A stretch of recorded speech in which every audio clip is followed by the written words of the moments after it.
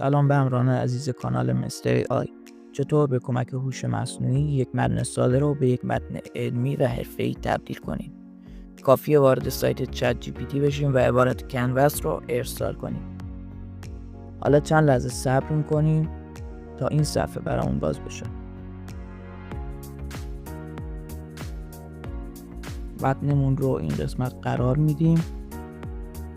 حالا از این قسمت گزینه سوم رو انتخاب میکنیم. اینو به سمت بالا میکشیم و روی گزینه ارسال کلیک میکنیم. چند لحظه صبر میکنیم تا متنمون آماده بشه. حالا به سادگی میتونیم متنمون رو کپی بکنیم. اگر از این آموزش خوشتون اومد کانال ما رو به دوستانتون معرفی کنید. یا علی.